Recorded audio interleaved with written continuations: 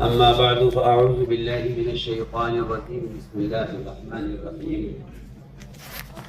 هو الذي بعث في الأميين رسولا منهم يتلو عليهم آياته ويزكيهم ويعلمهم الكتاب والحكمة وإن كانوا من قبل في ضلال مبين. وقال عليه الصلاة والسلام: صلوا كما رأيتموني أصلي. وقال عليه الصلاة والسلام: أنا لكم من منزل والد أعلمكم. وقال عليه الصلاة والسلام: مثل ما بعثني الله به من الهدى والعلم كمثل غيث كثير إلى آخر الحديث. وقال عليه الصلاة والسلام. میرے انتہائی محترم دوستوں بزرگوں، حقیقتاً ہم علماء یورپ کی زیارت کے لیے آئے ہیں اور یہ دیکھنے کے لیے آئے ہیں کہ اس ملک میں علماء کی آمد سے اس ملک کا جہل کتنا سمٹا ہے اور اس ملک میں علم کتنا پھیلا ہے، اس کا مشاہدہ کرنا اور آپ کی زیارت کرنا یہ ہمارے اس سفر کا سب سے بنیادی مقصد ہے۔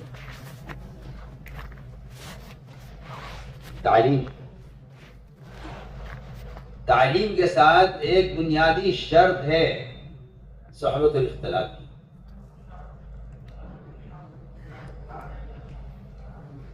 علماء کا جو نفر ہے اس راستے میں وہ عوام کے نفر سے کہیں زیادہ اہم ہے۔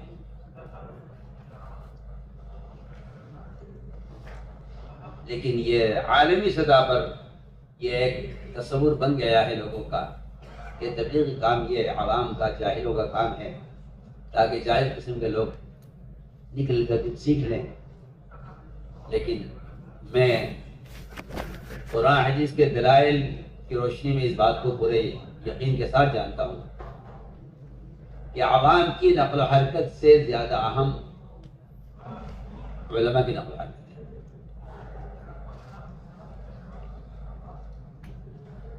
اس لیے کہ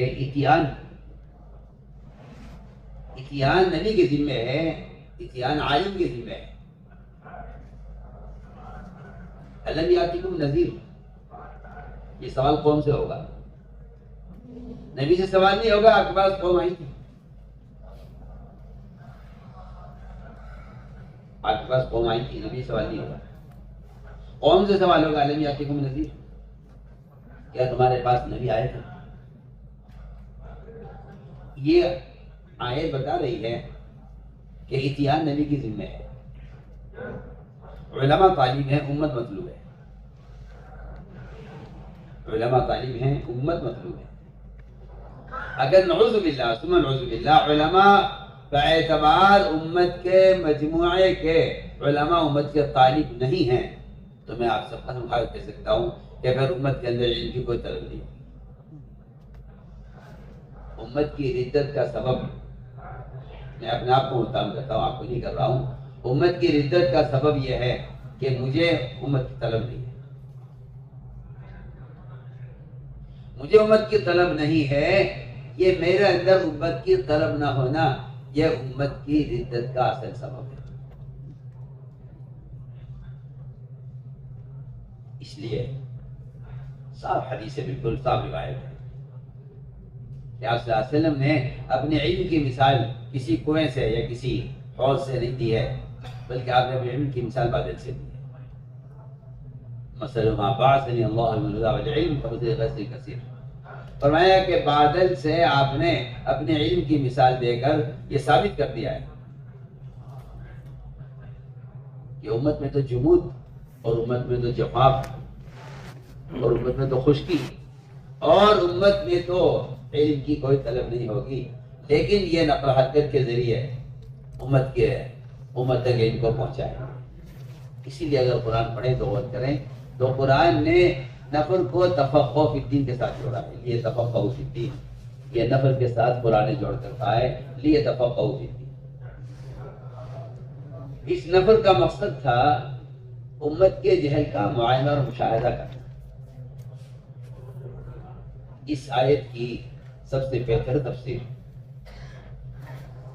لیتفقہوا فی الدین، اس آیت کا اس سے بہتر تفسیر مشکات شریف کی اس روایت سے ہوتی ہے جس میں آپ نے صاحب فرمایا لیس الخبر کالمعاینہ،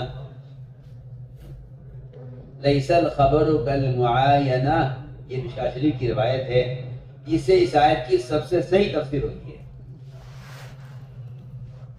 کہ علماء کا خروج معائنے کے لیے ہے، عوام کے جہل کے مشاہدے کے لیے ہے۔ اس آیت کی سب سے بہتر تفسیر اس روایت سے ہوتی ہے جو مشکات شریف کی روایت ہے، فرمایا لیس الخبر کالمعاینہ۔ پھر آپ صلی اللہ علیہ وسلم نے اس حدیث کے ساتھ آگے جو بات بیان فرمائی ہے وہ واقعی قابل غور ہے اور قابل عمل ہے اور قابل قبول ہے۔ آگے فرمایا آپ صلی اللہ علیہ وسلم نے کہ اللہ تعالیٰ نے موسیٰ لیس الخبر کالمعاینہ کے اس حدیث کے ان الفاظ کی خود آپ نے تشریح فرمائی کہ اس حدیث کے الفاظ کی تشریح کیا ہے، وہ آگے روایت کے اندر ہی موجود ہے، وہ کسی محدث کی تشریح نہیں ہے بلکہ وہ خود آپ صلی اللہ علیہ وسلم کی تشریح ہے۔ آپ نے فرمایا صحابہ سے کہ اللہ تعالیٰ نے موسیٰ علیہ السلام کو بنی اسرائیل کے ارتداد کی اور ان کے بشرے کی بجا پر جمع ہونے کی خبر انہوں نے دے دی تھی، لیکن موسیٰ علیہ السلام میں وہ غم اور غصہ جو انقلاب لایا ہے وہ جب پیدا ہوا جب جا کر قوم کے حال کا مشاہدہ کیا ہے۔ بالکل یہ روایت آپ مشکات شریف میں دیکھیے، یہ صاف روایت ہے۔ رجع موسیٰ الی قومہ غضبان اسفا، کہ موسیٰ علیہ السلام لوٹے قوم کی طرف تو غصے میں تھے اور غم تھا بہت، اتنی محنت سے یہ قوم اللہ کی عبادت پر جمع کی گئی تھی اور یہ ایک ذرا سے جھٹکے سے اور ذرا سی ایک نئی چیز سامنے آئی اور یہ اللہ کی عبادت سے ہٹ کر ان کو اس بشرے کی عبادت پسند آ گئی۔ اس پر اتنا غم تھا موسیٰ علیہ السلام کو، وہ غم اور غصہ ان کو واپس لایا قوم کو ہدایت کی طرف، اور موسیٰ علیہ السلام کے جا کر قوم کے حال کا مشاہدہ کرنے نے اس بشرے کو ختم کیا۔ واقعہ مشہور ہے، آپ سب جانتے ہیں۔ ہمارے یہاں علماء کی کہ خروج پر جو زور دیا جا رہا ہے وہ آپ کے نظام تعلیم میں خلل پیدا کرنے کے لیے نہیں بلکہ امت کے ارتداد کے علاج کے لیے اور امت کو ردت سے بچانے کے لیے کام علماء کریں گے۔ میں تو بالکل بے تکلف عرض کرتا ہوں کہ علماء کی اس دعوت کے کام کے لیے قولی تائید وہ اس کام کے تقاضوں کے اعتبار سے بالکل ناکافی ہے، بالکل ناکافی ہے۔ میں اپنی بات کو دہراؤں گا، علماء اس کام کی قولی تائید فرما دیں یا کوئی تحریری تائید فرما دیں، میں کہتا ہوں کہ وہ اس کام کے تقاضے کے اعتبار سے بالکل ناکافی ہے، بالکل بے اثر ہے، اس سے مسئلہ حل نہیں۔ ہمیں اس میدان میں علماء کی عملی تائید چاہیے۔ عملی تائید یہ ہے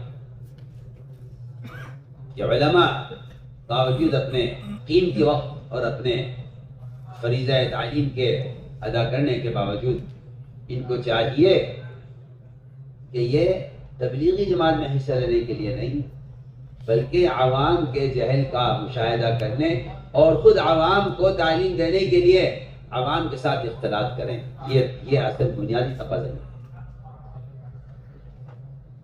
مولانا علی صاحب فرمایا کرتے تھے کہ جو آدمی اس کام کو کسی جماعت یا کسی فرد کے اعتبار سے غور کرے گا وہ اس کام کو نہ سمجھ سکے گا نہ کر سکے گا۔ یہ مولانا علی صاحب کا ملفوظ مجھے ملا لکھا ہوا، ایک بزرگ نے لکھا تھا کہ مولانا علی صاحب ہی فرمایا کرتے کہ جو اس کام کو کسی فرد یا کسی جماعت یا کسی گروہ کا کام سمجھیں گے وہ اس کے لیے وقت فارغ کرنے کو اپنے کام میں مخل سمجھیں گے یا ضیاع وقت سمجھیں گے، حالانکہ بات یہ نہیں ہے۔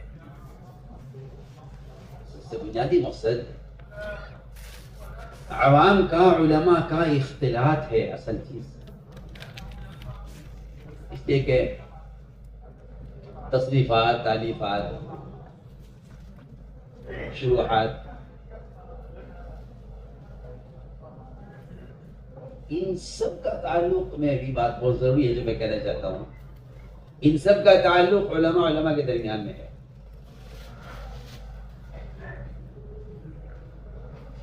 یہ علماء کے درمیان میں تفسیرات، تعلیفات، تصنیفات جتنی بھی ہیں، کیونکہ اس میں کوئی شک نہیں ہے کہ یہ فرض کفایہ ہے، یہ فرض کفایہ ہے۔ عوام کا ایک سیلاب ہے جس کے علم سے کوئی مناسبت نہیں ہے، علم سے ان کا کوئی رشتہ نہیں ہے۔ ہمارے علماء کے خروج کا اصل مقصد ہے عوام کا، علماء کا آپس کا اختلاط اور اجتماع، یہ چیز بھی ذات مقصود ہے۔ اس لیے کہ ہم آپ سے بے تکلف عرض کرتے ہیں کہ ہم علماء اور عوام کے درمیان اخبار رسائل کو، کتابوں کو اور موبائل کو ہم حائل کرنا، ہم اس کو جانتے ہی نہیں ہیں۔ ہم اس چیز کی ہم سے دل سے مخالفت کرتے ہیں، صاف بات۔ ہم عوام کو علماء کے حوالے کرنا چاہتے ہیں، علماء کو کتابوں کے حوالے کرنا نہیں چاہتے، صاف بات۔ کہ علماء کتابوں سے استفادہ کریں اور عوام رسائل سے استفادہ کریں۔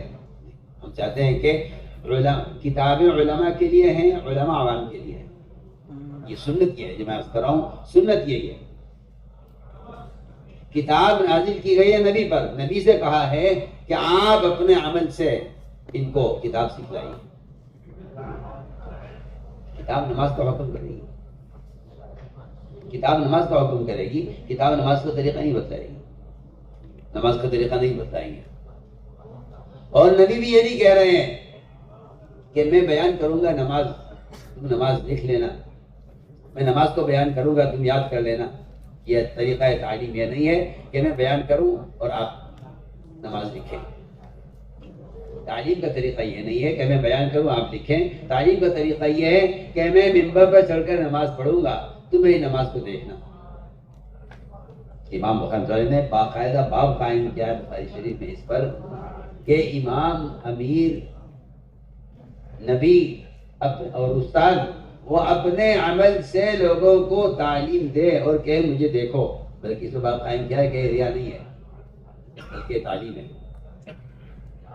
صلو کما رأیتمونی اصلی، کہ نماز اس طرح پڑھو، اس طرح مجھے پڑھتا ہوا دیکھ رہے۔ کتاب نہیں کہے گی ارجع صلی فإنک لم تصلی۔ یہ تو انبیاء کے جو ورثاء علماء، وہ ایک مسجد میں ایک مصلی پر نماز کی صحت یا نماز کے غلط ہونے کا فیصلہ علماء کریں گے مسجد میں۔ یہ کتاب نہیں فیصلہ کرے گی، کتاب نہیں کہے گی آپ سے جائیے نماز پڑھیے، دوبارہ آپ کی نماز نہیں ہوئی، پھر پڑھیے دوبارہ آپ کی نماز نہیں ہوئی، جائیے پھر پڑھیے آپ کی نماز نہیں ہوئی۔ یہ کام کتاب نہیں کرے گی۔ کتاب طریقہ عمل آپ کو بتلا دے گی، لیکن آپ کے عمل کی نگرانی وہ کتاب نہیں کرے گی۔ ارجع صلی فإنک لم تصلی، یہ ہے علماء کی ذمہ داری کہ علماء عوام کے ساتھ اختلاط کریں اور علماء عوام کے درمیان اجتماع ہو۔ ہمارے نزدیک تو عوام کو علماء کے ساتھ 4 ماہ کے لیے نکالنے کا مقصد ہی یہی تھا کہ ان کے 4 مہینے میں سے 4 مہینے 24 گھنٹے ان کے عوام کے ساتھ گزریں اور عوام علماء کی ان کے ایک عمل کو، ان کی سنن عادات کو بھی دیکھیں، ان کے حوائج کو بھی دیکھیں، ان کے حلیوں کو بھی دیکھیں۔ لیکن صرف دین سے لوگوں کو باخبر کر دینا یہ نبی کا طریقہ تعلیم نہیں ہے۔ صاف صاف بات ہے، نبی کا طریقہ تعلیم عوام کو دین سے باخبر کر دینا، یہ تعلیم نہیں ہے، بلکہ تعلیم صحبت چاہتی ہے تاکہ ان کے سامنے علماء کی عملی زندگی ان کے سامنے آئے، علماء کی عملی زندگی عوام کے سامنے آئے۔ وہ اس کا صحبت کے بغیر یہ چیز ممکن نہیں ہے۔ لیکن ہمیں افسوس ہے اس کا کہ آلات اور ذرائع نے اور نشر و اشاعت کے ذرائع نے علماء عوام کے درمیان ایک استغنا پیدا کر دیا ہے۔ عوام کو علماء کی سے استغنا ہے کہ ہمارے پاس موجود ہے، ہم اس سے استفادہ کر لیں گے۔ اور علماء اس طرح تو مجھے معاف فرمائے، ابھی معاف فرمائے، علماء عوام سے فارغ ہو گئے ہیں کتاب لکھ کر۔ میں آپ سے بات پوری قوت سے عرض کر دی ہے کہ عوام علماء کے درمیان کتاب ذریعہ نہیں ہے۔ آپ اس سے اختلاف کریں لیکن حقیقت مجھے عرض کریں عوام علماء کے درمیان کتاب ذریعہ تعلیم نہیں ہے. کتاب جو علماء کے درمیان، علماء کے درمیان میں کتاب ہے. آپ دیکھیے، آپ کو طلب آپ سے سیکھنے کے لیے آئیں گے، لوگ فارغ ہونے کے بعد تخصص کرنے کے لیے آئیں گے، لوگ فراغت کے بعد آپ کے پاس افتاء کرنے کے لیے آئیں گے. لیکن میں یہ سمجھتا ہوں کہ ان آلات و ذرائع نے، نشر و اشاعت کے اسباب نے عوام کو بالکل علماء سے مستغنی کر دیا ہے. جبکہ اصل بات یہ ہے کہ علماء اور عوام کا جمع ہونا ہے، یہ اصل امت کی تعلیم کا، تربیت کا، اور امت میں دینی انقلاب کا ذریعہ میں شروع میں عرض کر چکا ہوں کہ موسیٰ علیہ السلام کے اس واقعے سے، اور موسیٰ علیہ السلام کی آپ نے مثال دے کر فرمایا لیس الخبر بالمعاینہ، خود جا کر عوام کے جہل کا اور ان کے ارتداد کا مشاہدہ کیے بغیر آپ میں انقلاب نہیں لا سکتے. یہ بالکل صاف ہوا ہے. تو میں نے عرض کیا کہ علماء کے نفر کا کیا مقصد ہے؟ اعوذ باللہ، اس سے نظام تعلیم میں کوئی خلل پیدا کرنا یا نظام تعلیم میں کوئی جو ہے نعوذ باللہ اس کا استخفاف یا اس کو ہلکا سمجھنا، اس کا تو کہیں سے کہیں کوئی تصور نہیں، بلکہ نظام تعلیم کو وسعت دینا عوام کے خروج کا اصل مقصد، علماء کے خروج کا اصل مقصد ہے کہ نظام تعلیم میں وسعت ہو. اور میں تو کوئی شک نہیں ہے کہ اگر خدا نہ کرے نعوذ باللہ کوئی صاحب جذبے میں آ کر یہ خیال رکھتے ہوں اپنے دل میں کہ دعوت تعلیم سے افضل ہے، اگر کوئی صاحب جذبے میں آ کر یہ خیال رکھتے ہو اپنے دل میں کہ دعوت تعلیم سے افضل ہے، میں کہا کرتا ہوں ایک بات کہ یہ جو افضل مفضول کا جھگڑا ہے یہ لوگوں کی غلط فہمیوں کا نتیجہ ہے. میں ایک بہت عام بات کہنے جا رہا ہوں.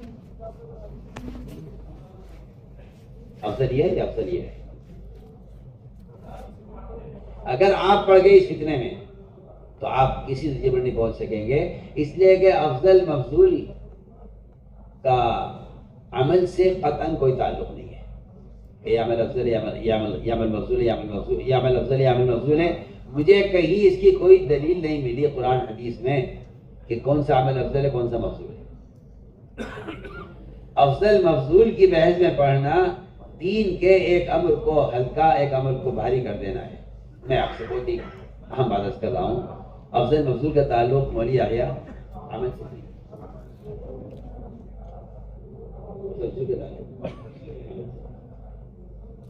افضل مفضول کا تعلق عمل سے نہیں ہے، افضل مفضول کا تعلق حال کے امر سے ہے.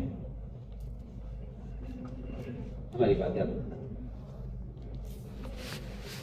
حال کے امر سے افضل مفضول کا تعلق ہے. جب حال کا امر آ جائے گا تو آپ کا افضل عمل مفضول ہو جائے گا. قرآن نے نوافل کو فرائض سے پہلے بیان کیا ہے. حافظ علی الصلوات والصلاۃ الوسطیٰ. ابن عباس کی تفسیر مجھے ذرا پسند آئی ہے اس میں کہ وہ یہ فرماتے ہیں کہ صلوات سے مراد وہ نوافل ہیں اور قیام لیل ہے، اور صلاۃ الوسطیٰ سے عصر کی نماز نہیں بلکہ پانچوں نمازیں مراد ہیں. صلاۃ الوسطیٰ سے پانچوں نمازیں مراد ہیں، اور صلوات سے حافظ علی الصلوات، جس کا حکم دیا جا رہا ہے کہ اہتمام کرو اس کا. میں اس کو سمجھانا چاہتا ہوں کہ مفضول اور افضل کیا ہے. کہ سنتوں کا اہتمام کرو فرائض سے پہلے. امام بخاری نے باب قائم کیا ہے ہر اذان اور اقامت کے درمیان نماز. لیکن اگر نماز شروع ہو گئی ہے تو اب یہ سنتیں مفضول ہو گئی ہیں، یہ افضل ہے. اذا اقیمت الصلاۃ فلا صلاۃ الا المکتوبہ.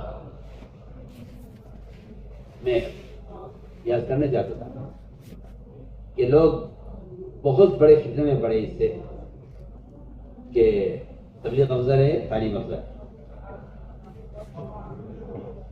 یہاں تک بھی ہو گیا مجھے اس کا افسوس ہے کہ بعض علماء، مجھے اس کا غم ہے کہ بعض علماء تبلیغ کی وجہ سے تعلیم چھوڑ دیتے ہیں. مجھے اس کا افسوس ہے، مجھے اس کا افسوس ہے کہ بعض علماء تبلیغ کی وجہ سے تعلیم چھوڑ دیتے ہیں، جبکہ تبلیغ اور تعلیم میں اللہ اکبر نہ تفاضل کا تصور ہے نہ تعارض کا کوئی تصور ہے. دونوں باتیں غلط ہیں. نہ تفاضل ہے نہ تعارض ہے. نہ تفاضل ہے نہ تعارض ہے. جو یہ جس نے یہ بحث چھیڑی ہے کہ افضل کیا ہے، دعوت ہے یا تعلیم ہے، میں کہتا ہوں کہ اس کا اس بحث کا چھوڑنا بالکل محمد ہے. اس کا ہمارا کوئی تصور نہیں ہے کہ دونوں میں سے کیا افضل ہے، تعلیم یا تبلیغ. دونوں میں سے کیا افضل ہے؟ ہم یہ عرض کرتے ہیں کہ جو دو چیزیں آپس میں متلازم ہیں، نہ تو وہ متفاضل ہو سکتی ہے نہ متعارض ہو سکتی ہے. دو چیزیں آپس میں میرے ساتھ متلازم ہے، نہ تو متفاضل ہو سکتی ہے نہ متعارض ہو سکتی ہے. ناممکن بات ہے. ایک آدمی سوال کیا مجھ سے، عالم تھے، سال لگایا انہوں نے، مجھ سے آ کے سوال کیا کہ میرے لیے افضل کیا ہے، تبلیغ یا تعلیم؟ میں نے کہا دیکھو یہ سوال مومن سوال ہے. افضل نہ اس کو افضل کہیں گے نہ اس کو افضل کہیں گے، بلکہ دونوں کو جمع کرنے کو افضل کہیں گے. دونوں کا جمع کرنا افضل ہے. اور دونوں کا جمع کرنا یہ ہے کہ آنے والے کو تعلیم دیجیے، جو نہیں آ رہے ہیں ان کو جا کر تعلیم دیجیے. تبلیغ اور تعلیم میں ہمارا کوئی فرق نہیں ہے. جا کر تعلیم دینا تبلیغ ہے، آنے والوں کو تعلیم دینا تعلیم. تو میں نے عرض کیا کہ اس کا کہیں سے کہیں تک بھی کوئی تصور نہیں ہے کہ یہ مسئلہ زیادہ اہم ہے. یہ جو آپ کے پاس طلبہ بیٹھے ہوئے ہیں پڑھنے کے لیے، یہ مسئلہ زیادہ اہم نہیں ہے. میں سمجھتا ہوں کہ سورہ عبسہ کے نازل ہونے کا اور اس تنبیہ کا سبب یہی ہوا ہے کہ جو آدمی طلب لے کر آ رہا تھا، نابینا صحابی عبداللہ بن ام مکتوم، انہیں آواز دے کر کہا علمنی افضل ما علمک اللہ. اور اس وقت آپ صلی اللہ علیہ وسلم کی کوشش یہ تھی کہ یہ رؤسائے مشرکین یہ میری بات مان لیں، میری بات سن لیں. ان کے آنے پر آپ کو ناگواری ہوئی کہ میں اس وقت ان میں لگا ہوا ہوں، آپ اس وقت آ گئے، آپ تو ہمارے اپنے آتی ہیں، بعد میں آ جاتے ہیں. میں سمجھتا ہوں کہ عبسہ کے نزول کا سبب یہ ہوا ہے کہ تعلیم سے استغنا ہو گیا اور غیر تعلیم کے لیے کوشش ہو رہی ہے.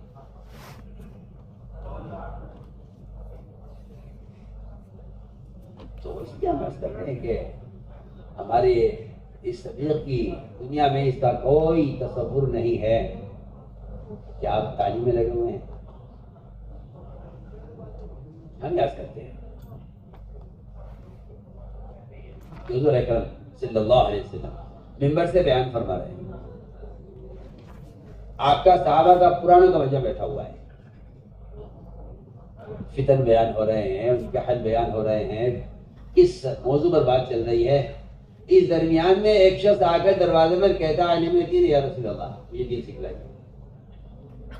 آپ صلی اللہ علیہ وسلم اپنے علماء صحابہ، فقہاء صحابہ کو اس کی تعلیم دینے کے لیے کہ اگر یہ معاملہ ایمرجنسی کا آ جائے، جس کے آدمی کو اسلام کے فرائض معلوم نہیں ہے اور اسلام کے عقائد معلوم نہیں، اسے غسل کے فرائض معلوم نہیں، اس کی تعلیم کو تعلیم دینے کی اہمیت صحابہ کو سمجھانے کے لیے آپ صلی اللہ علیہ وسلم منبر سے درمیان میں اترے اور آپ نے بیان درمیان میں ختم کیا.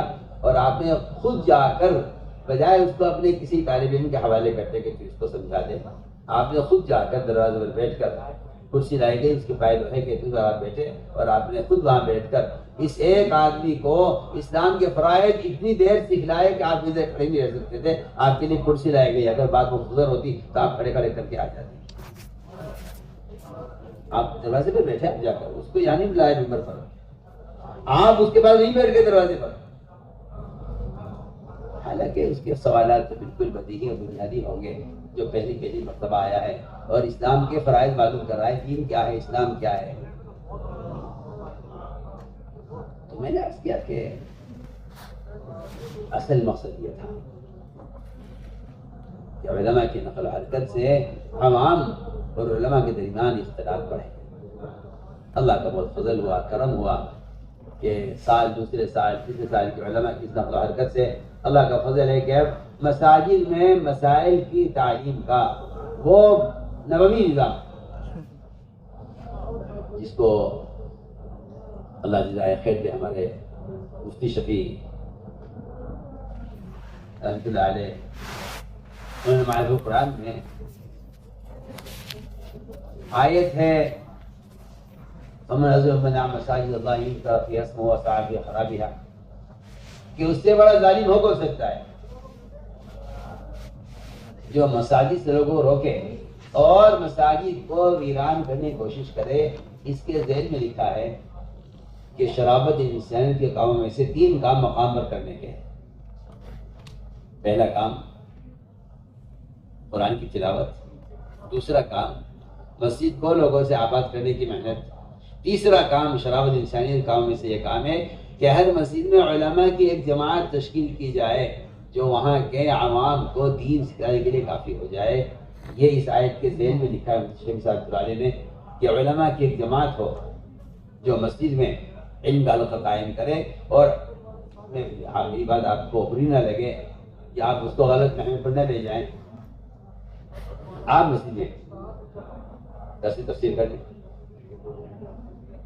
آپ مسجد میں بات کر لیں، آپ مسجد میں کسی موقع کے اعتبار سے کوئی تغیر کر لیں۔ میں آپ سے بالکل بے تکلف عرض کرتا ہوں، آپ کو برا نہ لگے، میں جو کہنا چاہتا ہوں میری مراد تک آپ کو پہنچنا پڑے گا۔ یہ تعلیم ہے، یہ تعلیم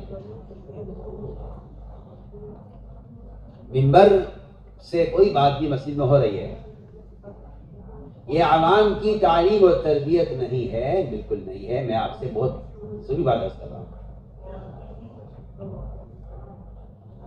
میں کہنا چاہتا ہوں کہ آپ کو برا نہ لگے، علماء کا استعمال مساجد میں صرف ممبر کے واسطے رہ گیا ہے۔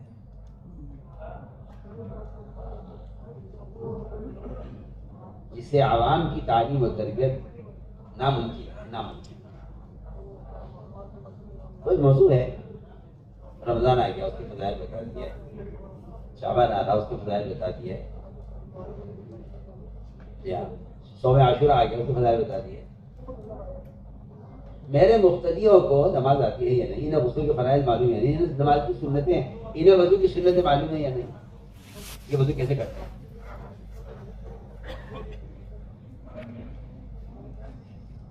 ہماری درخواست یہ ہے کہ حضور اکرم صلی اللہ علیہ وسلم اپنی مسجد میں آنے والے کی نماز کی خود نگرانی کر رہے ہیں۔ ہم علماء کا وقت چاہتے ہیں مسجد کے لیے جس سے عوام کی نبض دیکھیں، یہ کلینک ہے۔ یہ میں آپ سے سوال کرتا ہوں، میں اپنی بات کو آسان کر لوں گا اس سوال سے، اگر ڈاکٹر سارے مریضوں کو جمع کر کے کوئی بیان کر دے، کوئی تقریر کر لے، تو مجھے بتائیے ان مریضوں کو کوئی فائدہ ہوگا؟ میرا ایک سوال ہے۔ اس لیے میں کہا کرتا ہوں کہ تعلیم کی جگہ ممبر نہیں ہے۔ تعلیم کے لیے تو آپ کو نیچے اترنا پڑے گا، عوام کے ساتھ بیٹھنا پڑے گا۔ تعلیم کی جگہ ممبر نہیں ہے۔ ممبر صاحب دعوت دیں، ممبر صاحب واعظ کریں، ممبر صاحب نصیحت کریں، ٹھیک ہے۔ تعلیم تقاضا کرتی ہے کہ آپ پہلے متعلم کی نبض دے کر اس کا حال معلوم کریں۔ ہم آپ کو سارے بے شمار ہیں حدیث کے اندر، ایک آدمی کے اندر زنا کا تقاضا پیدا ہوا کہ مجھے زنا کرنا ہے، لیکن چل کے پوچھتے آپ سے آ کر آپ سے سوال کیا حالانکہ منبر سے زنا کی حرمت کو بیان کیا جاتا ہوگا، لیکن یہاں ایک آدمی میں زنا کا تقاضا پیدا ہوا، آپ لے کر بیٹھے، آپ نے پوچھا کیا ہے، کیا چاہتے ہیں، کہتا میں زنا کی اجازت دیتی ہوں۔ آپ نے بٹھا کر فرمایا کہ یہ کام تمہاری ماں کے ساتھ، تمہاری بہن کے ساتھ، تمہاری بہن خالہ کے ساتھ کوئی کرے، تم برداشت کرو گے کہ نہیں؟ آپ نے فرمایا اگر تم کسی کے ساتھ زنا کرو گے، وہ بھی کسی کی خالہ، کسی کی بہن، کسی کی بیٹی ہوگی۔ تعلیم کیا ہے؟ تعلیم یہ ہے کہ صحابی کہتے ہیں میرے دل میں زنا کی نفرت پیدا ہو گئی، میں نے طے کر لیا میں کبھی زنا نہیں کروں گا۔ میں کہتا ہوں تعلیم، زنا کو حرام بتانا تعلیم نہیں ہے، زنا کو حرام بتانا تعلیم نہیں ہے، ایک آدمی کے دل میں زنا کی نفرت پیدا کرنا تعلیم ہے۔ وہ نفرت پیدا کرنا وہ صحبت کا اور ماحول کا تقاضا ہے، وہ اصل بات یہ ہے کہ زنا حرام ہے، یہ بتانا کافی نہیں ہے۔ یہ آدمی زنا سے نفرت کر جائے، ہمیشہ کے لیے زنا چھوڑ دے۔ تو میں نے عرض کیا کہ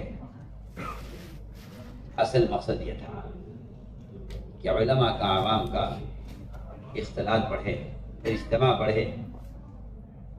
ورنہ عبداللہ بن عمر کے ایک صاحب نے خط لکھا تھا کہ مجھے علم کی بات لکھ کر بھیجیے، فرمایا علم لکھ کر بھیجنے کی چیز نہیں ہے، آپ علماء کی مجلس میں آئیے، یہاں علم کے ماحول میں آئیے، یہاں کے علم حاصل کیجیے۔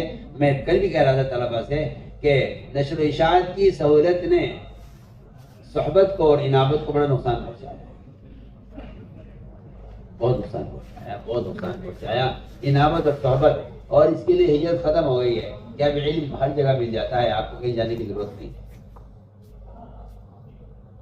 ابن عباس رضی اللہ تعالیٰ عنہ ایک صحابی سے ایک حدیث معلوم کرنے کے لیے دوپہر کو ان کے دروازے پر جا کر بیٹھتے تھے، سخت گرمی ہوتی تھی، وہ اندر قبلہ کر رہے ہوتے تھے، اور یہ غبار میں اور ریت میں جو چھپ جاتے تھے، ان کو بڑی اتنی مٹی جمع ہو جاتی تھی۔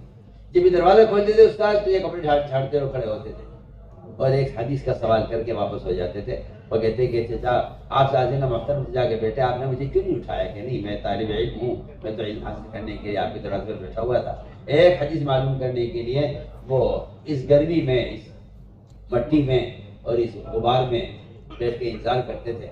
میں عرض کر رہا تھا کہ اب وہ انابت اور صحبت وہ ختم ہوئی ہے ان آلات اور ذرائع کی، ورنہ امام اوزاعی رحمۃ اللہ علیہ کے درس حدیث سے، ان کے طلباء اس زمانے کے قلم سے اگر حدیث کو لکھنا چاہتے تو منع کرتے کہ لکھا مت لے جانا، لکھ کر لے گئے تو اس کا نور، اس کا وقار جاتا رہے گا، اس کا نور، اس کا وقار جب تک ہے جب تک تم علم کے حلقوں میں آ کر علم حاصل کرو۔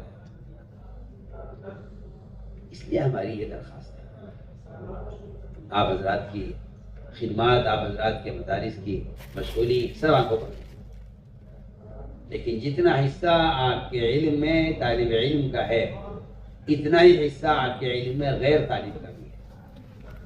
وفی اموالہم حق للسائل والمحروم، جب یہ اس دنیا کے لیے یہ اصول ہے کہ سائل اور غیر سائل سب کا حق آپ کے مال میں ہے، تو جو علم جس کی امت کو سخت ترین ضرورت ہے، کیا عوام کے جن میں کوئی طلب علم کی نہیں ہے، کیا ان کا آپ کے علم ان کا حصہ نہیں ہوگا؟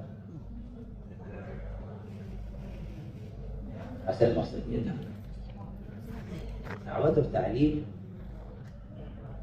اللہ اکبر، یہ کوئی دو متعارض فرائض، دو متعارض فریضے نہیں ہیں،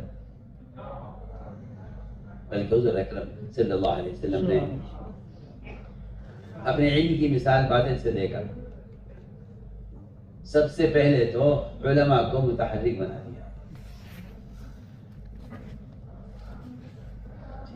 سب سے اہم بنیادی بات یہ ہے کہ علماء عوام کے حال کا خود مشاہدہ کریں۔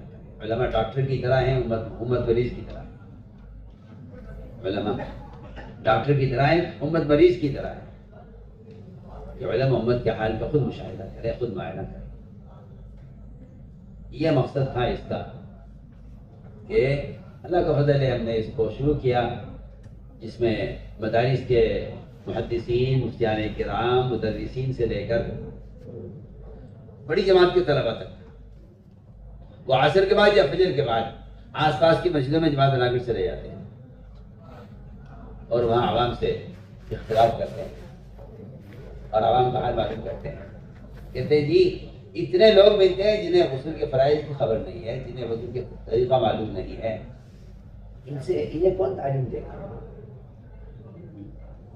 اس لیے میں کہتا ہوں کہ عوام کو ہم کتابوں کے حوالے نہیں کرنا چاہتے، ہم عوام کو علماء کے حوالے کرنا چاہتے ہیں. یہ ہمارا مقصد ہے. ہم عوام کو کتابوں کے حوالے نہیں کرنا چاہتے، ہم عوام کو علماء کے حوالے کرنا چاہتے ہیں. اگر دوائیں لکھ دی جائیں، کتابیں دواؤں کی لکھ دی جائیں اور گھر میں تقسیم کر دی جائیں تو میں سمجھتا ہوں کہ کوئی مریض ڈاکٹر سے مستغنی نہیں ہوگا. مریض کو بخار کی دوا کے لیے بھی ڈاکٹر کی ضرورت ہے، اکثر کے درد کے لیے بھی ڈاکٹر کی ضرورت ہے.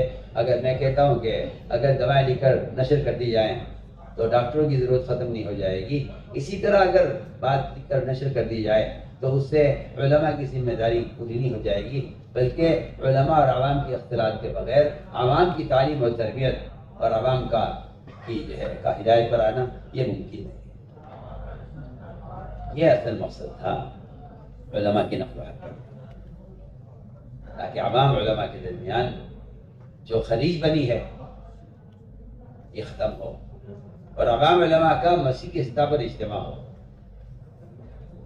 عوام کا علماء کا مسیح کی سطح پر اجتماع ہو. اور ہمارے یہاں گشت کا موضوع ہی یہی تھا کہ مسائل سیکھنے کے لیے مسجد میں آؤ.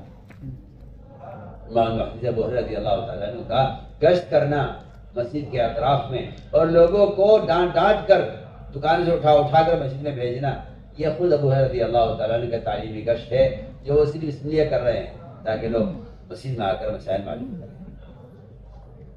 اس لیے ہم تو آپ سے بے تکلف عرض کرتے ہیں کہ یہ خیال غلط پیدا ہو گیا ہے جماعت کے ساتھیوں میں کہ ہمارا کام صرف فضائل کا ہے، مسائل کام علماء کا ہے. ایسا نہیں ہے. مساجد میں صرف فضائل کی تعلیم ہوگی، ہمیں اس سے اتفاق نہیں ہے. ہم فضائل کی تعلیم سے زیادہ اہمیت مسائل کی تعلیم کو دیتے ہیں. فضائل کی تعلیم عمل کا شوق پیدا کرنے کے لیے ہے، مسائل کی تعلیم نہیں ہے تو یہ شوق کا عمل قابل و قبول نہیں ہوگا اگر یہ مسائل کے مطابق نہیں ہے. اس لیے جو اہمیت مسجد میں فضائل کی تعلیم کی ہے وہ اہمیت مسائل کی تعلیم کی ہے. رہا یہ کہ بھائی جماعت والے مسائل نہ بتائیں، میں کہتا ہوں کہ یہ خیال غلط ہے اور یہ اصول اس طرح نہیں تھا. یہ اصول اس طرح نہیں تھا، یہ اصول اس طرح تھا کہ غیر عالم مسائل نہ بتائیں. یہ تھا اصول کہ غیر عالم مسائل نہ بتائیں. ورنہ نکلنے والی جماعت اگر مسائل نہیں سیکھے گی اور علماء ان کے ساتھ نکل کر ان کو مسائل کی تعلیم نہیں دیں گے تو پھر کون سا ذریعہ ہے کہ اس بہتے ہوئے سیلاب کو آپ جہنم سے ارتداد سے روک سکیں؟ پھر کون سا ذریعہ ہے اس کے علاوہ آپ کے پاس؟ اس لیے ہمارے یہاں تو گشت کا جو موضوع ہے وہ 3 فرائض پر امت کو جمع کرنا ہے: ایمان، نماز اور علم. یہ 3 فرائض ہیں جن پر امت کو جمع کرنے کے لیے گشت کیا جاتا ہے. پہلا فریضہ ایمان کا ہے. ایمان کی تکمیل کے لیے گشت. امام بخاری کا مذہب ہے کہ ایمان میں زیادتی ہوتی ہے. مسند کیا ہے؟ مسند کا یہ ہے کہ معاذ بن جبل رضی اللہ تعالیٰ عنہ لوگوں سے کہتے تھے اجلس بنا من ساعتن. یہ امام بخاری کا مستدل ہے اور ان کا مستدل بہت قوی مستدل ہوتا ہے. وہ معاذ بن جبل کے عمل سے وہ ثابت کر رہے ہیں کہ ایمان کی تکمیل کا سبب ہے یہ کہ لوگوں کو مجالس ایمان میں جمع کیا جائے. یہ امام بخاری کا کی دلیل ہے ایمان کے ازدیاد پر. وہ یہ دلیل پیش کر رہے ہیں. کیا کہ اسی طرح تعلیم پر امت کو جمع کرنے کے لیے گشت ہے. اس لیے ہم نے عرض کیا کہ آپ کا قیمتی وقت وہ تبلیغی جماعت کے لیے نہیں چاہیے. آپ کا قیمتی وقت آپ کی ہی تعلیم کے فریضے کا یہ دوسرا حصہ عوام ہے.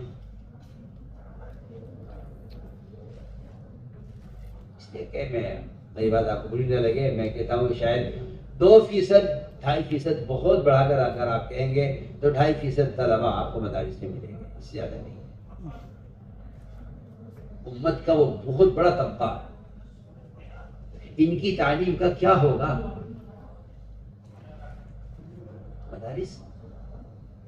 مدارس تو عوام کو تعلیم دینے والا عملہ بنانے کے لیے ہے۔ خدا نہ کرے مدارس نہ ہو تو آپ کو خطبہ کہاں سے ملیں گے، اور آپ کو مسجد ائمہ کہاں سے ملیں گے، اور آپ کو مساجد میں مکاتب قائم کرنے والے قراء کہاں سے ملیں گے؟ یہ تو ایک ناممکن بات ہے کہ مدارس کو نعوذ باللہ ہلکا یا غیظی سمجھا جائے۔ لیکن یہ بات ناممکن ہے کہ اگر تعلیم صرف مدارس کے اندر محدود ہے اور مساجد میں عوام سے اختلاط کے ساتھ تعلیم کے نظام کو وسعت نہیں دی جاتی ہے، تو پھر ان عوام کے احساس کو روکنے کے لیے مدارس اور زوایا ہرگز کافی نہیں ہے، ہرگز کافی نہیں ہے۔ مدارس کے قیام کا مقصد ارتداد کو روکنا تھا۔ مدارس کے قیام کا مقصد ارتداد کو روکنا تھا، صرف نصاب تعلیم پورا کرانا مدارس کا موضوع نہیں تھا۔ میری بات آپ کو بری لگے گی، مگر کیونکہ ایک معمول بن گیا ہے اس کے خلاف آدمی کو بات بری لگتی ہے۔ مدارس کے قیام کا یہ تو مقاصد بہت اعلیٰ تھے، بہت اعلیٰ۔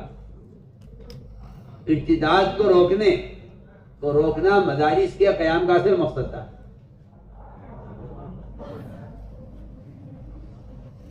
اس لیے ہم عرض کرتے ہیں کہ بے شک علماء وہ ایک نصاب تعلیم کے اندر مشغول ہیں، اور اس میں میں عرض کر چکا ہوں کہ یہ طلب لے کر آنے والوں کی طلب سب سے مقدم ہے۔ لیکن آپ صلی اللہ علیہ وسلم کا عمل یہ بتلا رہا ہے کہ اگر کوئی ایمرجنسی کیسا جائے، آپ ایک ڈاکٹر سے وقت لیتے ہیں، آپ ایک ڈاکٹر سے وقت لیتے ہیں، آپ ڈاکٹر سے وقت لے کر اس کے ساتھ آپ بیٹھتے ہیں، اچانک خبر آتی ہے کوئی ایکسیڈنٹ ہو گیا ہے، کسی کو ہارٹ اٹیک ہو گیا ہے اور وہ مریض ابھی پہنچ گیا ہے، ڈاکٹر اٹھ کے چلا جاتا ہے، کہتا ہے ایمرجنسی کیسا آ گیا، آپ انتظار کریں، میں بھی آگے آپ سے ملاقات کروں گا۔ مریض خود معذرت کہتا ہے، ڈاکٹر صاحب کوئی مسئلہ نہیں ہے، میرا مسئلہ کام نہیں، مسئلہ کام ہے، میں انتظار کرتا ہوں، آپ اس مریض کو پہلے دیکھ لیجیے۔ سوچیے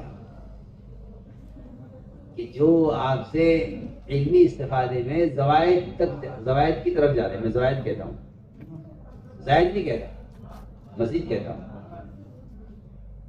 آپ کا تخصص کرنا حدیث میں، فقہ میں، آپ کا افتاء کرنا، یہ سب مزید ہے۔ لیکن اس کے مقابلے میں ایک ایسا شخص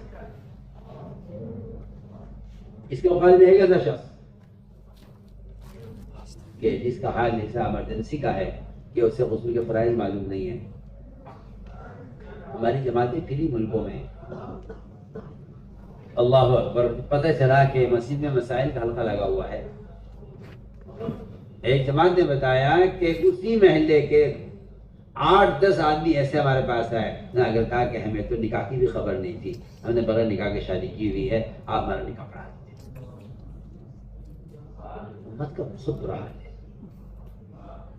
اور امت کے اس برے حال کو میں تو اپنے آپ کو امتحان کر کے کہتا ہوں کہ اگر میں کسی محفل ادارے میں جا کے بیٹھ جاؤں تو مجھے امت کے حال کی کچھ خبر نہیں ہوگی، جب تک ان کے ساتھ اختلاط نہ ہو، ان کے ساتھ اجتماع نہ ہو، جب تک براہ راست ان کے ساتھ حلقے نہ لگائے جائیں، ہم نہیں سمجھتے کہ اس لیے کہ ذمہ داری ساری امت کی ہے، ساری انسانیت کی ہے۔ اس لیے ہم اس درخواست کرتے ہیں کہ ذل فکر منتحال بھی دیکھنا ہے، اور اپنے تعلیمی نظام اور تعلیم نصاب کے ساتھ مساجد کو بھی، اس لیے کہ ساری مسجدیں مدارس کی شاخیں ہیں۔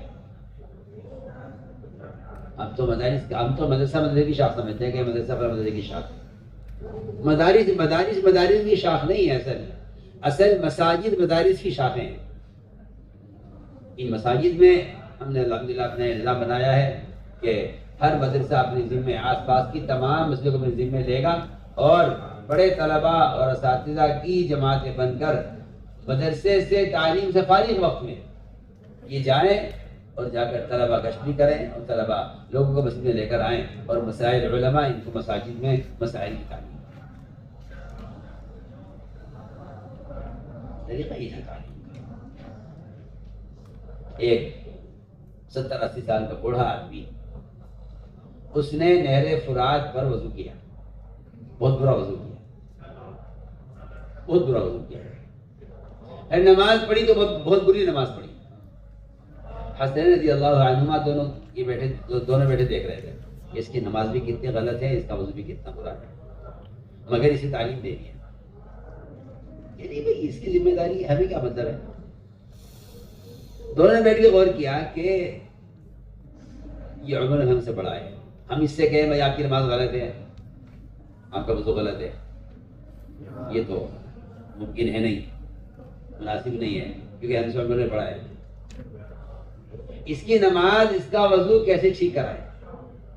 دونوں اللہ اکبر، حسین رضی اللہ عنہ جو آپ صلی اللہ علیہ وسلم کے نماز میں آپ کے ساتھ رہتے ہوں، آپ کے ساتھ کھیلتے ہوں، آپ کی نماز خوب دیکھی ہوگی۔ یہ دونوں آئے بڑے میاں کے پاس، نہیں بڑے میاں آپ تو ماشاءاللہ عمر ہم سے بڑے ہیں، آپ نے تو آپ صلی اللہ علیہ وسلم کو، بعض والوں کو خوب دیکھا ہے، ہم بچے ہیں آپ کے، ہم یہ چاہتے ہیں کہ آپ ہماری وضو اور ہماری نماز ٹھیک کرا دیں، آپ ہماری وضو ہماری نماز ٹھیک کرا دیں۔ آپ بڑے ہیں، آپ چھوٹے ہیں، آپ نے زیادہ صحبت پائی ہے بڑوں کی، آپ زیادہ جانتے ہوں گے وضو کا طریقہ، تو آپ ذرا ہماری وضو دیکھ لیجیے، جو غلطی ہو ہماری غلطی ٹھیک کر دیں۔ دونوں نے وضو کیا سنت کے مطابق۔ بڑے میاں ان کا وضو دیکھتے تھے اور اپنی وضو کی غلطیاں یاد کرتے تھے، ان کا وضو دیکھتے اپنی غلطیاں یاد کرتے تھے، پھر نماز پڑھی، ان کی نماز دیکھی، بڑے میاں کی اپنی نماز اور وضو دونوں درست ہو گئے ان دونوں کے عمل سے۔ اس لیے ہم نے عرض کیا کہ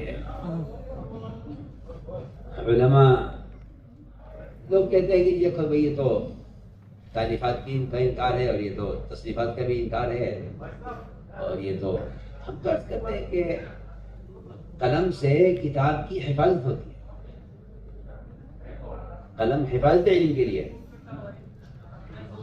قلم حفاظت علم کے لیے، علماء تعلیم دین کے لیے، علماء تعلیم دین کے لیے، قلم حفاظت علم کے لیے ہے۔ قلم سے بڑا تو کوئی قید نہیں ہے جو حدیث کو اور قرآن کو محفوظ کر لے۔ عمر رضی اللہ تعالیٰ نے قرآن کو جمع کرایا، حدیث کو جمع کرایا، بڑے بڑے مدون گزرے ہیں ہر زمانے میں۔ اس زمانے میں اللہ تعالیٰ نے شیخ الاسلام مشتق عثمانی رحمۃ اللہ علیہ کو صلی اللہ نے حدیث کی تدوین کا وہ کام لیا ہے جو اس سے پہلے کہیں ہوا نہیں۔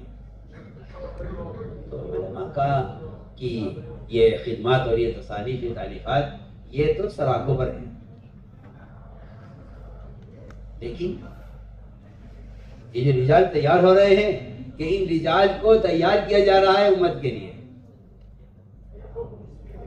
ان رجال کو تیار کیا جا رہا ہے امت کے لیے۔ اس لیے اللہ تعالیٰ کو جزائے خیر دے، تو کی شروعات اور تعلیفات سے پورا فائدہ ہوتا ہے، لیکن عوام نہ بیچارے کتاب کو سمجھ سکتے ہیں، نہ پڑھنے کا شوق ہے، پڑھ لیتے ہیں تو مراد کیا نکالی ہے، مراد کیا لی ہے، عملی نگرانی تو کتاب نہیں کرے گی، نہ عملی نگرانی تو معلم کرے گا۔ اس لیے آپ اس کی کوشش کریں کہ آپ اپنے مدارس کے طلباء کو، اساتذہ کو عصر کے بعد یا فجر کے بعد جو وقت بھی مناسب ہو، فارغ ہو، اس میں میں کہتا ہوں کہ لوگ یہ سمجھتے ہیں تبلیغ جماعت میں حصہ لینا ہے، تبلیغ جماعت میں حصہ لینا نہیں ہے، عوام کو تعلیم دینے کے نظام میں حصہ لینا ہے۔ وہ تو کام ایک رخ سے شروع ہوا، اس لیے لوگ سمجھتے ہیں کہ ان کا کام ہے، ہمارا کام ہے، ان کا کام ہے، ہمارا کام یہ ہے۔ دین کے کسی کام میں بھی آپس میں تعارض نہیں ہے، بلکہ دین کے سارے کام آپس کے تعاون سے ترقی کریں گے۔ اس لیے میں بہت تاکید سے حوالہ سے کہ جو فارغ ہو جاتے ہیں ایسا طلبہ پڑھ کر، میں بہت تاکید کرتا ہوں کہ وہ مدارس کے قیام کی خود فکر کریں، جہاں مدارس نہیں وہاں مدارس قائم کریں، اور اگر اس کی استعداد نہیں ہے تو کم سے کم مکاتب مسجدوں میں قائم کریں، اور مکاتب سے بھی آگے کی چیز ہے یہ جو میں عرض کر رہا ہوں کہ جو عوام 10 منٹ کے لیے مسجد میں آ گئے ہیں، اللہ غریق رحمت کرے ہمارے مولانا الحق صاحب حضرت رحمۃ اللہ علیہ کو، ان کا 1 منٹ کے مدرسے کی جو ان کو پر ایک فکر سوار تھی، وہ چاہتی ہے کہ چاہے ایک مسئلہ معلوم ہو ایک مسلمان کو مسیح کے شکا سے، لیکن مساجد کے اندر مسائل کا کسی طرح حلقہ قائم ہو جائے۔ میں سمجھتا ہوں کہ یہ ان کی توجہ اور دعا ہے کہ کام کرنے والوں کا فکر اس طرف متوجہ ہوا اور یہ چیز عمل میں آئی۔ یہ اللہ کا بڑا فضل ہے، اور یہ شاید انہی کی دعاؤں کا اور انہی کی فکر کا یہ نتیجہ ہے کہ اب اللہ کا فضل ہے کہ 10 20 30 40 لوگ ایک وقت میں حلقہ لگا لیتے ہیں، اور مفتی صاحب کسی کو وضو بتا رہے ہیں، کسی کو غسل کے فرائض بتا رہے ہیں، کوئی کچھ سوال کر رہا ہے، کوئی سوال کر رہا ہے، کیونکہ مستفتی پیدا کرنا مفتی کے ذمہ ہے۔ خذوا عنی مناسککم، خذوا عنی مناسککم، مجھ سے پوچھتے کیوں نہیں ہو؟ آپ صلی اللہ علیہ وسلم نے درخت کی ٹہنی ہلا کر مستفتی تیار کیا ہے، یہ نہیں کچھ اگر تو بتا دیں گے، آپ نے مستفتی خود تیار کیا ہے۔ بعد میں صحابی نے اس روایت کو نقل کرنے میں خود درخت کی ٹہنی کو ہلا کر پوچھا، بعد والے سے پوچھتے کیوں نہیں، ویسا کیوں کر رہا؟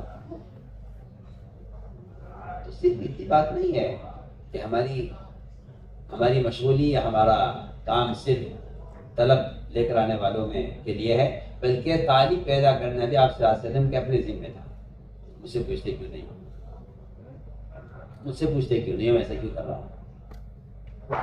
تو میری درخواست یہ ہے کہ آپ کے عوام کے درمیان یہ گندے موبائل اور یہ ذرائع یہ کوئی چیز نہیں ہے۔ سب سے اہم چیز اختلاط اور اجتماع ہے، اہم چیز اختلاط اور اجتماع ہے۔ اگر کوئی اپنا حال لکھے بھیج دیتا ہے، ڈاکٹر کہتا ہے آپ میرے پاس آئیے میرے کلینک میں آپ کا مزاج دیکھوں، آپ کی نبض دیکھ کر دوا دوں، اس کے بغیر میں دوا نہیں لکھ سکتا، آپ آئیے میرے پاس۔ تو جب ایک جسمانی علاج بغیر نبض لے کے نہیں ہو سکتا، تو پھر ایک روحانی علاج بغیر صحبت اور اختلاط کے کیسے ممکن ہوگا؟ اس لیے ہم اس بات کی پوری کوشش کریں کہ اپنا کچھ وقت فارغ کیا کریں عوام سے اختلاط کا۔ وہ تو ایک عنوان ہے، مسجد کی آبادی ایک عنوان ہے جس کو لوگ سمجھتے ہیں کہ تبلیغ جماعت کا کام ہے، صرف یہ ایک عنوان ہے، اور حقیقت یہ ہے کہ یہ مساجد اور یہ مسائل کے حلقے آپ کے مدرسے کا ایک شعبہ ہے اور اہم شعبہ ہے، آپ کے مدرسے کا شعبہ ہے اور اہم شعبہ ہے۔ اللہ کا فضل ہے کہ اب یہ چیز کافی حد تک عمل میں آ گئی ہے اور آ رہی ہے۔ اگر آپ حضرات اپنے وقت سے اس کام میں تعاون کریں گے تو پھر انشاءاللہ اس ملک میں یہ چیز آگے بڑھے گی، اس کے لیے ہمت فرمائیں گے انشاءاللہ۔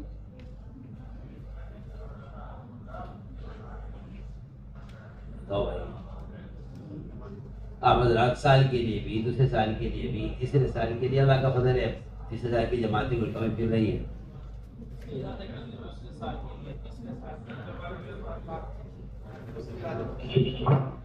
جو علماء حضرات سال لگائے ہوئے ہیں وہ دوسرے سال کے لیے سب ارادہ کر لیں، سب کھڑے ہو جائیں دوسرے سال کے لیے۔ ماشاءاللہ ماشاءاللہ، دوسرے سال کے لیے ماشاءاللہ کھڑے ہو جائیں سارے علماء حضرات، جتنے بھی سال لگائے ہوئے علماء ہیں ذرا اپنی جگہ ایک بار کھڑے ہو جائیے۔ سارے سال لگائے ہوئے علماء حضرات جتنے بھی موجود ہیں، جتنے بھی سال لگائے ہوئے علماء حضرات ہیں وہ سب اپنی جگہ کھڑے ہو جائیں۔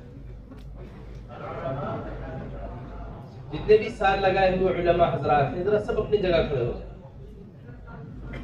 آپ حضرات ادھر آگے تشریف لیں، اس طرف آ جائیں، ادھر تشریف لیں۔ سال لگائے ہوئے علماء حضرات سب آگے تشریف لیں، تھوڑی تشریف لیں۔ ہمارے سال لگائے ہوئے جتنے بھی علماء حضرات کے بلیں گے، سال لگائے ہوئے، دوسرا سال لگائے ہوئے، سب آگے تشریف لیں۔